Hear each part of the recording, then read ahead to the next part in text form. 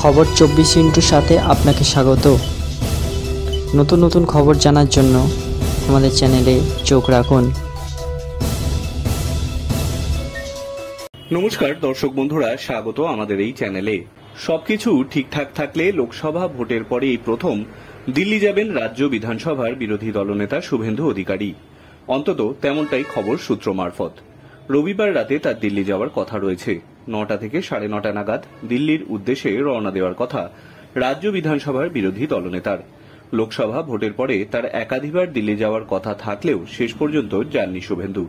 রবিবার তার দিল্লি যাওয়া কি কারণে সেটা অবশ্য স্পষ্ট নয়। লোকসভা নির্বাচনের ফল ঘোষণার পর সুকান্ত মজুমদার সহ বিজেপির 11 জন জয়ী প্রার্থীকে দিল্লিতে তলব করা হয়, কিন্তু সেক্ষেত্রে শুভেন্দু অধিকারীকে যেতে দেখা যায়নি। বাংলায় বিজেপি তাদের আশানুরূপ ফল করতে পারেনি। বুথ ফেরত সমীক্ষাতেও যে ইঙ্গিত দেওয়া হয়েছিল তার কিছুই বাস্তবে মেলেনি। 2019 সালের চেয়ে কম আসন পেয়েছে বিজেপি, তা নিয়ে দলের অন্দরেই প্রচুর কাটাছেঁড়া হয়েছে। সবথেকে বেশি নাড়া দিয়েছে দিলীপ ঘোষের হার।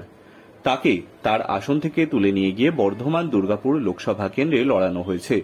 প্রথমটাই কিছুটা মূর্ছে পড়লেও দিলীপ ঘোষ পরে অনুগামীদের নিয়ে বর্ধমান দুর্গাপুরে মাটি আঁকড়ে পড়েছিলেন, কিন্তু ফল আশানুরূপ হয়নি।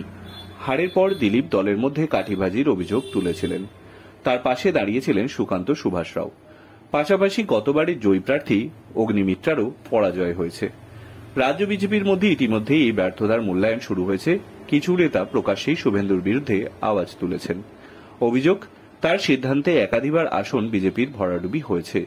এই পরিস্থিতিতে দিল্লির কেন্দ্রীয় নেতৃত্বের মুখোমুখি হতে হননি শুভেন্দু। সবকিছু ঠিক থাকলে রবিবার রাতেই তিনি দিল্লি যেতে পারেন। ব্যুরো রিপোর্ট, খবর 24x7।